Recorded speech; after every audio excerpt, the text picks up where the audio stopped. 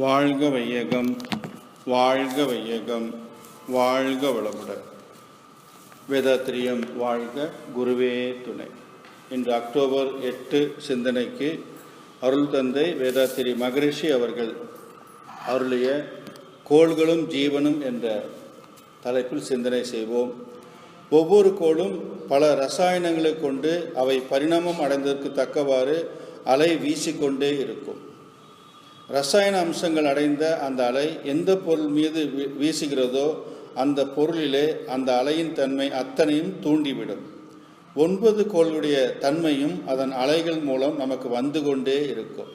உலகமும் மற்ற கோள்களும் சூரியனை சுற்றி கொண்டே இருப்பதனால் அவ்வப்போது அவற்றின் தூரம் வேறுபடுகிறது. ஒரு சமயம் 10 கோடி மைல் தொலைவில் இருக்கும் ஒரு கோள் இன்னொரு சமயம் 100 கோடி மைல் தொலைவிற்கு சென்றுவிடும். அவ்வப்பொழுது கிட்டவோ அல்லது தொலைவாகவோ போக போக அந்த அலையினுடைய அழுத்தம் வேறுபடும். அதற்கு தக்கவாறு அந்த அலையிலிருந்து வந்து கொண்டிருக்கக்கூடிய அந்த அழுத்தத்தினால் ஏற்படக்கூடிய விளைவுகளும் வேறுபடும். இதனால் ஒவ்வொரு ஜீவனுக்கும் ஒவ்வொரு உயிருக்கும் அந்த கோள்களின் மாற்றத்தினால் ரசாயன வேறுபாடு உண்டாகும். அதை கொண்டு உடலுக்கு நன்மை தீமை, அறிவுக்கு நன்மை தீமை இவையெல்லாம் உண்டாகும்.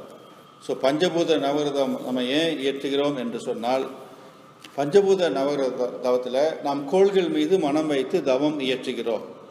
அவ்வாறு கோள்கள் மீது மனம் வைத்து தவம் இயற்றும் பொழுது ஒவ்வொரு கோளிலிருந்தும் அது அலை வந்து கொண்டிருக்கிறது.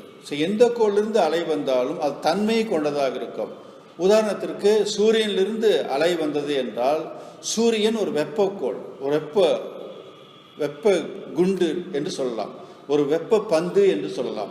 அப்போ சூரியனிலிருந்து வருகின்ற அந்த அலை வெப்பத்தை கொண்டிருக்கும், அதனுடைய தன்மைகள் எல்லாம் கொண்டிருக்கும். அப்போ சூரியனிலிருந்து வருகின்ற அலை நம் மீது மோதும் பொழுது அந்த ஆற்றலை நம்மிடத்திலே தூண்டிவிடும், ஊக்குவிக்கும்.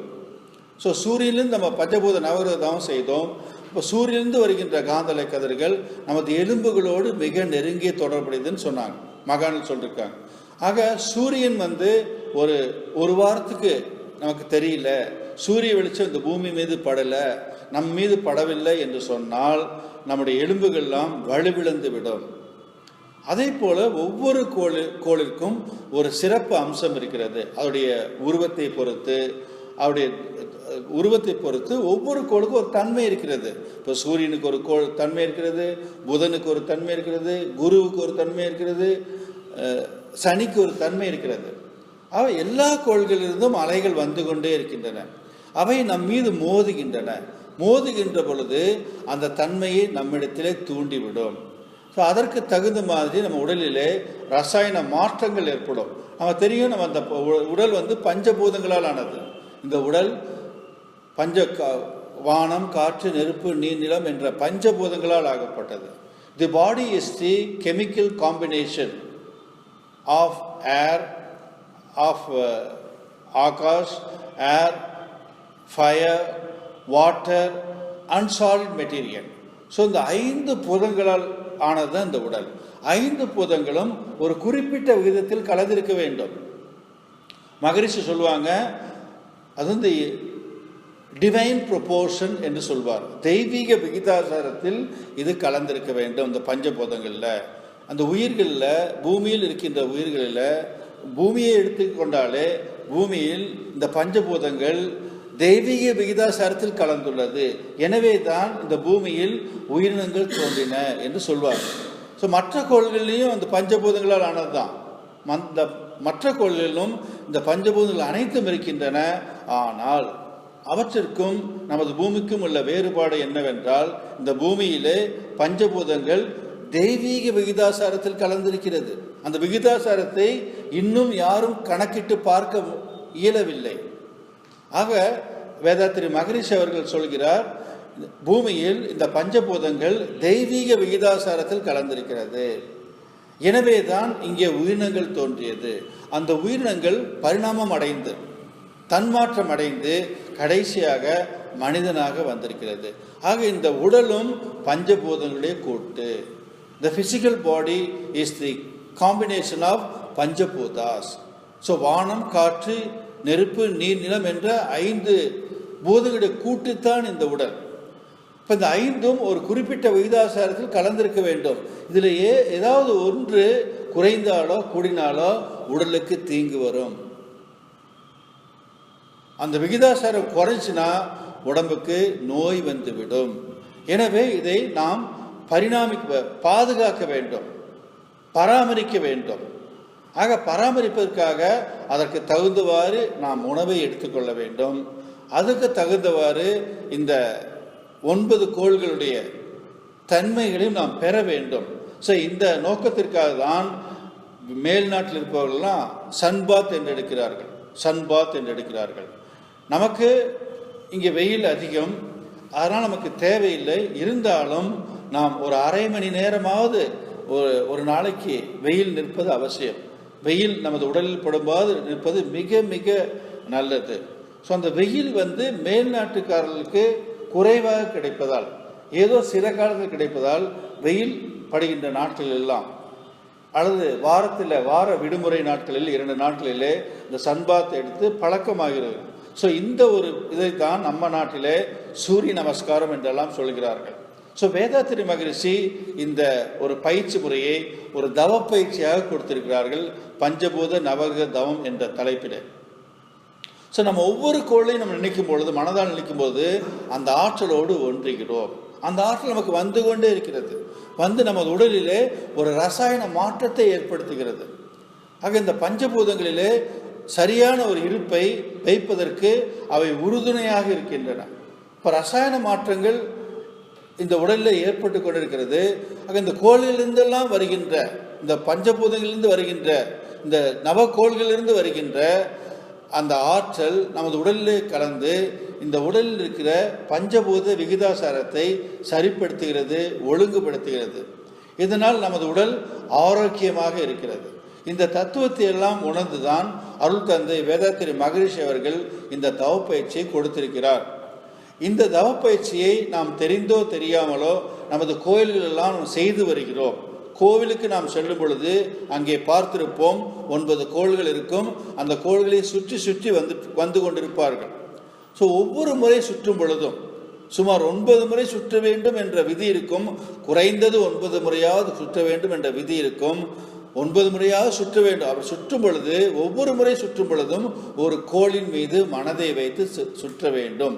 அதற்கு அடிப்படையாகத்தான் அந்த 9 கோள்களையும் வைத்து அதற்கு ஒரு உருவத்தை எல்லாம் கொடுத்து, அந்த காலத்திலே மனிதன் அறிவு நிலையில் குறைந்திருந்த காலத்திலே இதையெல்லாம் சொல்லிக் கொடுத்திருக்கிறார்கள். ஆனால் அந்த தத்துவங்கள் எல்லாம் மனிதனிடத்திலே அந்த காலத்திலே சரியாக சென்று அடையவில்லை. இன்றும் செல்கிறார்கள், அந்த நவகிரகங்களை சுற்றி வருகிறார்கள்.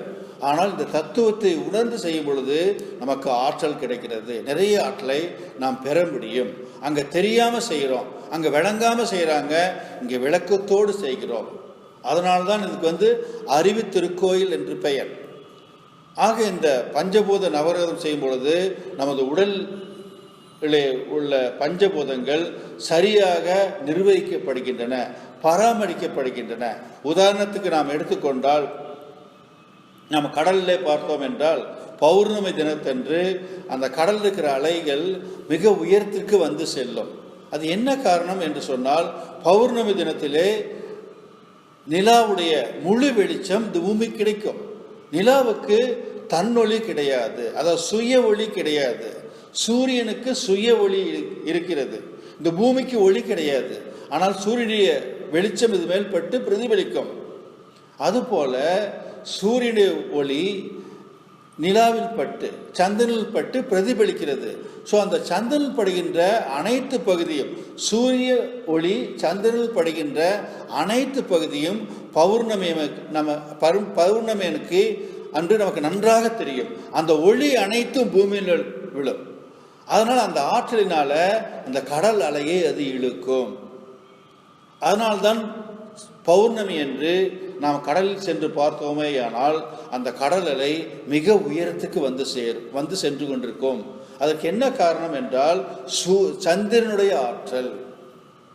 அதுபோலவே அமாவாசை என்று பார்த்தோம் என்றால் அன்று சந்திரனே இருக்காது. இப்போ சந்திரனுடைய ஒளி அன்று கடலில் படாது.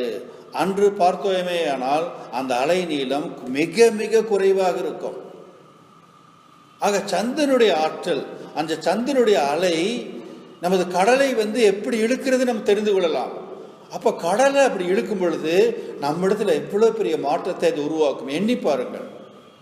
ஸோ இதை ஒட்டித்தான் அந்த உயிர், சில பேர் நோய்வாய்ப்பட்டவர்கள்லாம் சொல்வார்கள், அதிக நோய்வாய்ப்பட்டவர்கள்லாம் சொல்லுவாங்க, அமாவாசை அன்னைக்கு தாங்காது, அமாவாசை அன்னைக்கு தாங்காதுன்னு சொல்லுவாங்க.